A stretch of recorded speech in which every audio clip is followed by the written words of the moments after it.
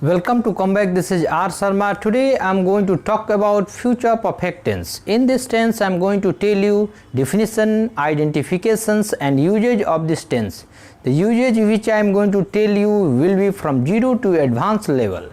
So let's start this tense. First of all, I would like to tell you the concept of this tense with the help of these words. यानी सबसे पहले मैं इस tense में इन शब्दों के मदद से कंसेप्ट को बता रहा हूँ। तो फ्यूचर का मतलब होता है भविष्य यानी आने वाला समय। परफेक्ट का मतलब होता है पूर्ण यानी कंप्लीट, फिनिश्ड। और टेंस का मतलब होता है काल। तो इसमें ऐसे कार्य को ले जाया जाता है जो भविष्य में पूरा हो चुका हो, यानी कि जो भविष्य में पूरा होने का इसका उम्मीद हो कि वो भविष्य में पूरा हो चुकेगा, तो ऐसी क्रिया को फ्यूचर परफेक्ट टेंस में ले जाया जाता है। अब coming to the next point, the definition of this tense, यानी कि मैं अब इस टेंस के डिफिनेशन को बताने जा रहा हूँ। तो इसका डिफिनेशन यह होगा कि that form of verb which indicates that an action will have completed in future time, such action is called future perfect tense। यानी क्रिया के जिस रूप से यह बोध हो कि कोई कार्य भविष्य में पूरा हो चुकेगा, तो ऐसी क्रिया को फ्यूचर परफेक्ट टेंस कहा जाता है। अब next, coming to the next point, identification of this tense, यानी अब मैं इसके पहचान को बताने जा रहा हूँ।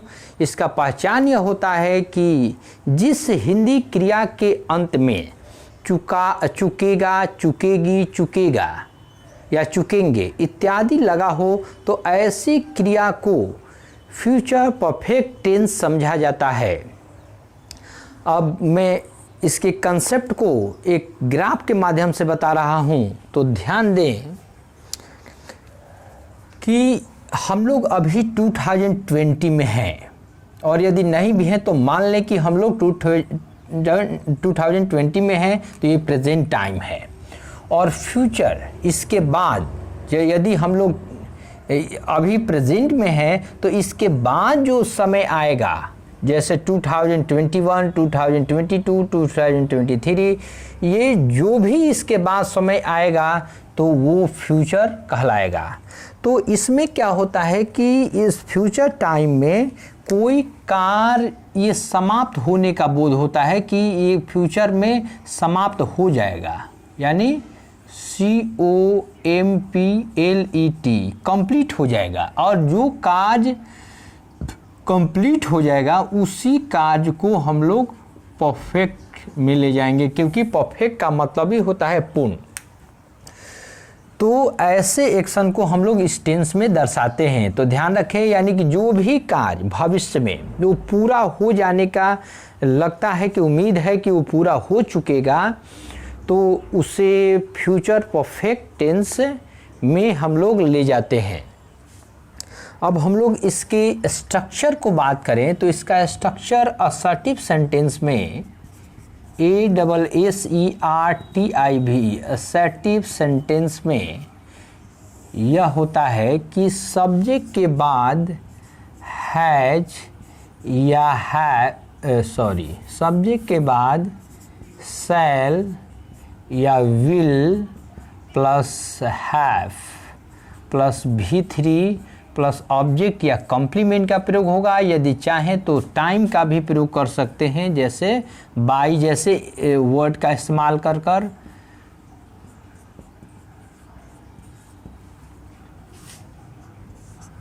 जैसे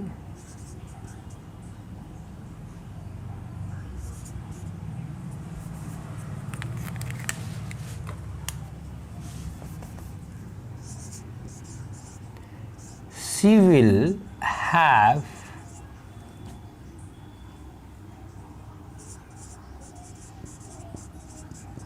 completed this work by next year। यानी कि वह अगले साल तक अपने इस कार्य को पूरा कर चुकेगी।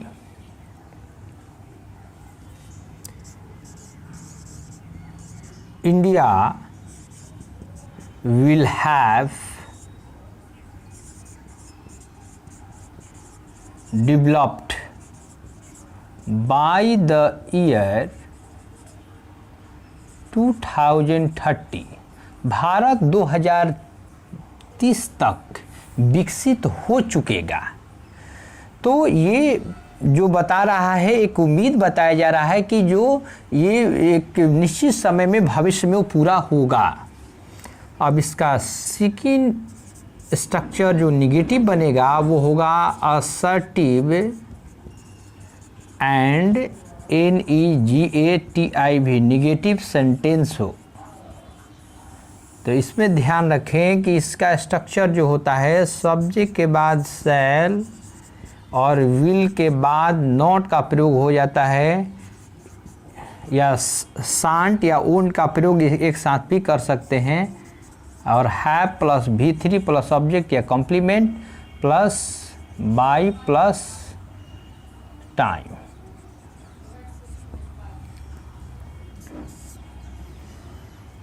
एग्जाम्पल होगा, India will have, not have developed by the year 2030। भारत 2030 तक के विकसित हो चुकेगा। और थर्ड वन स्ट्रक्चर इसका है स्ट्रक्चर, वो होगा इंट्रोगेटिव में INTERROGATIV, इंट्रोगेटिव सेंटेंस। इसका स्ट्रक्चर होगा, सब्जेक्ट के बाद सेल और विल को बाहर हम लोग निकालेंगे, सेल या विल, उसके बाद सब्जेक्ट, उसके बाद हैव, उसके बाद V3, उसके बाद ऑब्जेक्ट या complement plus by plus time. और लास्ट में क्वेश्चन मार्क का प्रयोग करेंगे।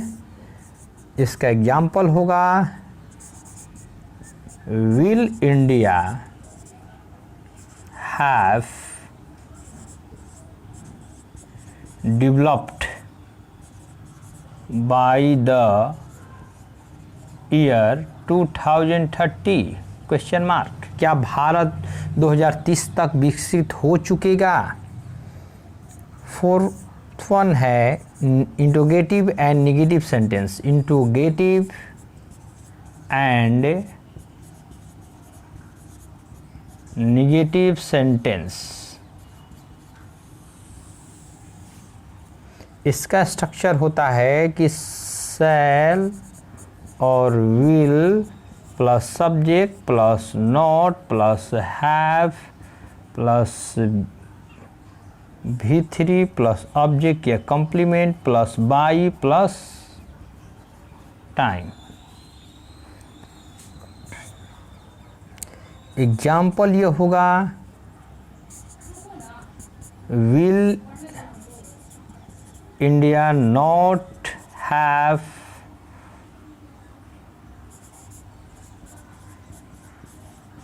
Developed by the year 2013। क्या भारत 2030 तक विकसित नहीं हो चुकेगा? और फिफ्थ वन होगा WH question word of sentence,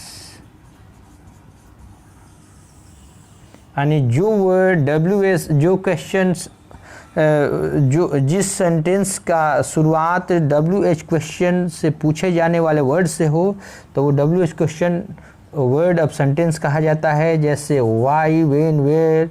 तो यहाँ शॉर्ट में हम लोग WH क्वेश्चन देते हैं, क्वेश्चन वर्ड प्लस यहाँ सेल और will plus subject plus have plus V3 plus object या complement plus by plus time question mark. Example होगा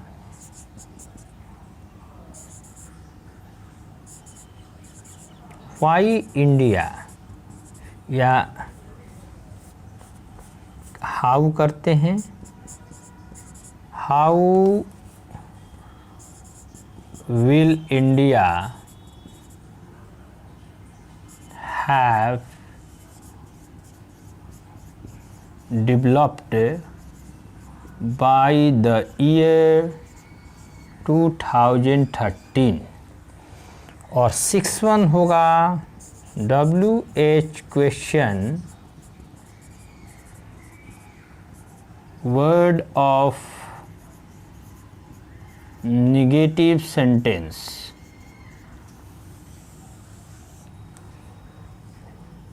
स्ट्रक्चर इसका होगा WH question word plus shall will plus subject plus not plus have plus V3 plus object या complement plus by plus time. Question mark अंत में हो जाएगा।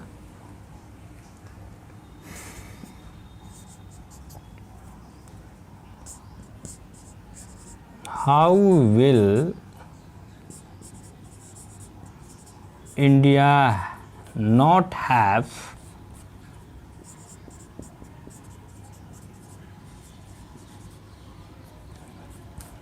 developed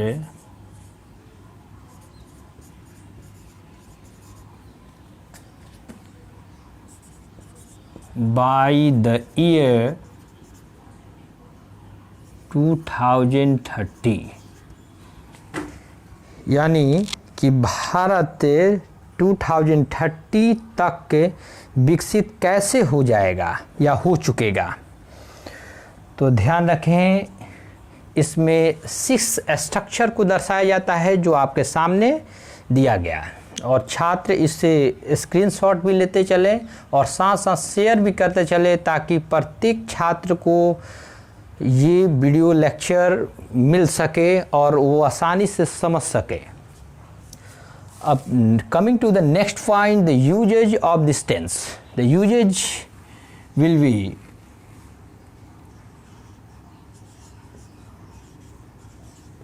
usage कहें या USES कहें, ये नाउन का काम करता है और यूज वर्ब का काम करता है। हालांकि यूज भी नाउन और वर्ब दोनों है, तो इसलिए यूजेज कहें या यूज कहें। तो यूजेज इसका यह होगा कि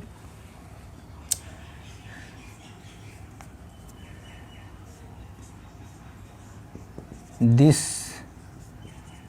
tense is used to express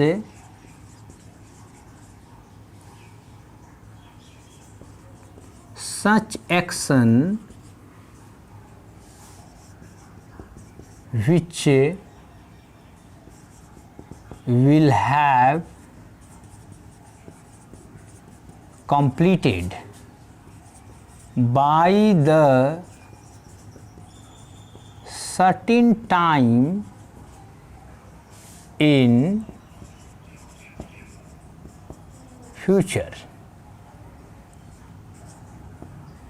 in this, अब ध्यान रखें, यानी कि इस टेंस का प्रयोग ऐसे कार्य को दर्शाने के लिए किया जाता है जो भविष्य में निश्चित रूप में यानी निश्चित समय तक हो चुकेगा। और इसमें यह भी होता है कि in this tense some adverb of times are used. इस टेंस में कुछ एडवर्ब ऑफ टाइम का प्रयोग किया जाता है निश्चित समय में दर्शाने के लिए। जैसे बाई के बाद किसी समय का प्रयोग कर दीजिए, बाई प्लस टाइम, जैसे बाई the year 2030 या 2025 या 2040 etc. या by Monday, Sunday,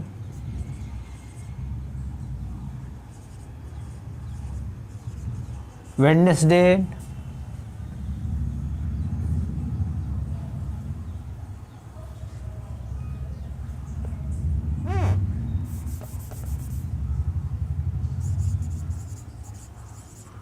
Wednesday, by next year,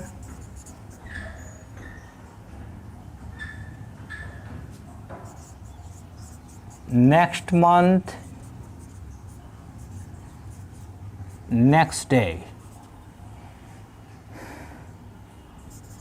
by tomorrow morning,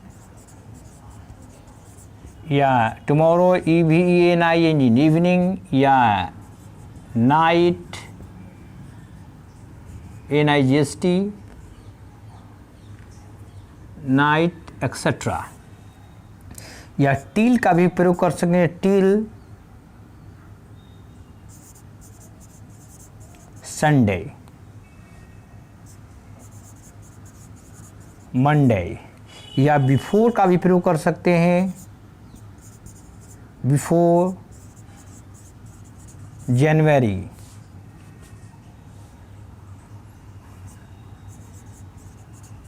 March etcetera. इन सब का प्रयोग हम लोग कर कर इस टेंस में दर्शाया जा सकता है. Example,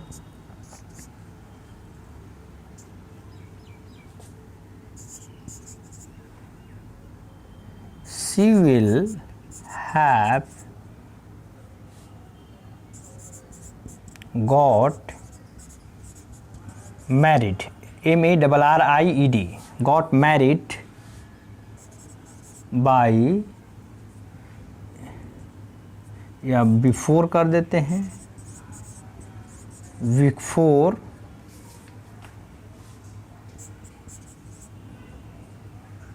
the year 2025. वह है 2025 के पहले तक, यानी पहले वो शादी कर चुकेगी.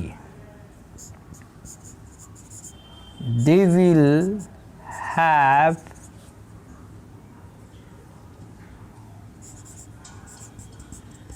written a book till January. वह जनवरी तक एक किताब लिख चुकेगा, वे लोग लिख चुकेंगे, वे लोग जनवरी तक एक किताब लिख चुकेंगे. तो ये इस तरह से वर्ब ऑफ टाइम का प्रयोग इस टेंस को दर्शाने के लिए किया जाता है. अब नेक्स्ट वन इसका जो यूज है, this tense is used to express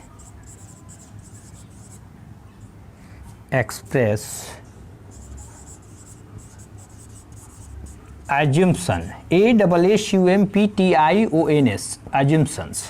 यानी इस टेंस का प्रयोग कल्पना को दर्शाने के लिए किया जाता है, इन फ्यूचर. यानी भविष्य में जो कल्पना है उसके मान्यता है, सोच है, उसे या उसका कोई ऐसा एक एस्टिमेट हो तो उसे दर्शाने के लिए इस टेंस का प्रयोग किया जाता है. जैसे या अनुमान हो, जैसे you will have HEARD heard the name of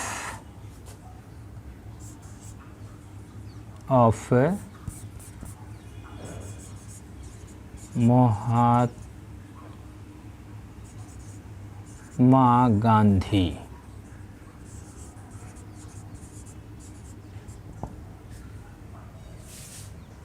यानी कि आपने महात्मा गांधी का नाम सुना होगा, यानी कि वो ये एक उसका अनुमान लगा रहा है कि वो ऐसा निश्चित रूप से किया होगा, क्योंकि महात्मा गांधी पॉपुलर थे। इस वजह से ये अपना एक कल्पना को दर्शा रहा है, अपनी थिंकिंग को दर्शा रहा है भविष्य का, कि ऐसा निश्चित रूप से वो हुआ होगा।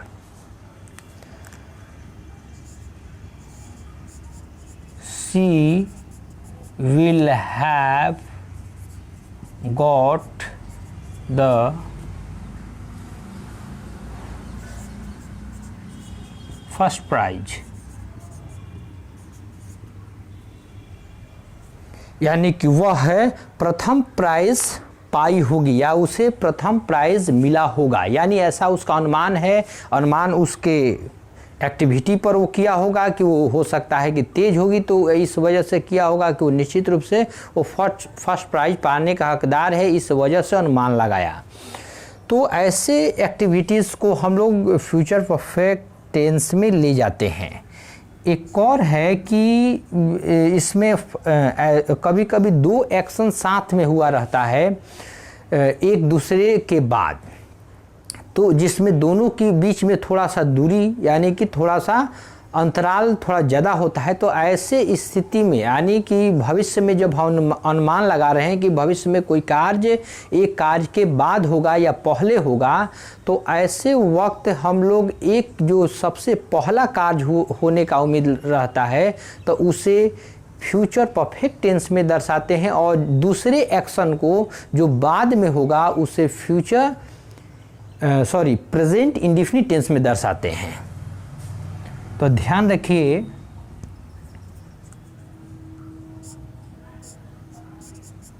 This tense is used to express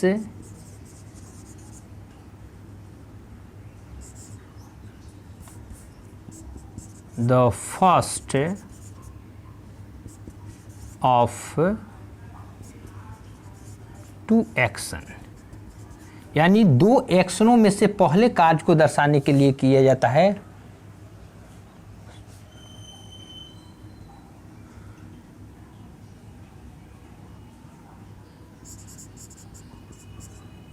which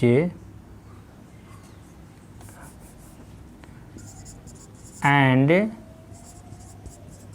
second action is expressed in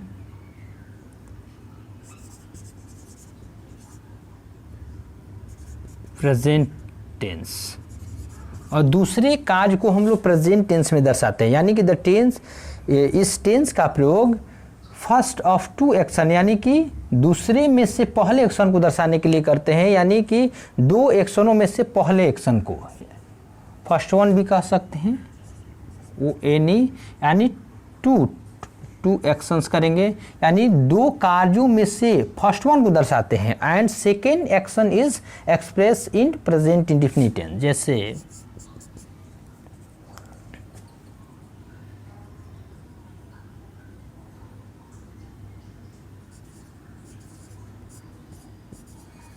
doctor के आने के पहले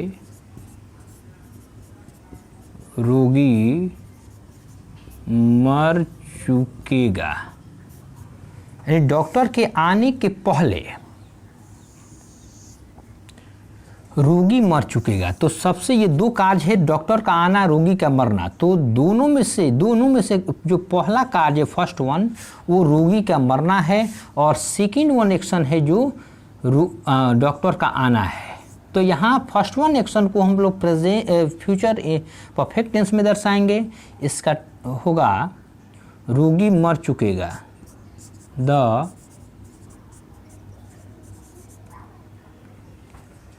patient will have died before the doctor comes, COMES। तो ध्यान रखिए, इसको जो दर्शाए हम लोग सेकेंड वन एक्शन को प्रेजेंट इंडेफिनिट टेंस में, और फर्स्ट वन एक्शन था उसको दर्शाए हम लोग फ्यूचर परफेक्ट टेंस में। तो that's all, thank you for watching this video. यदि आप लोगों को वीडियो पसंद आया हो तो इसे लाइक सब्सक्राइब करना न भूलें, और साथ ही प्रत्येक छात्र इसे कमेंट के साथ शेयर भी करते जाएं।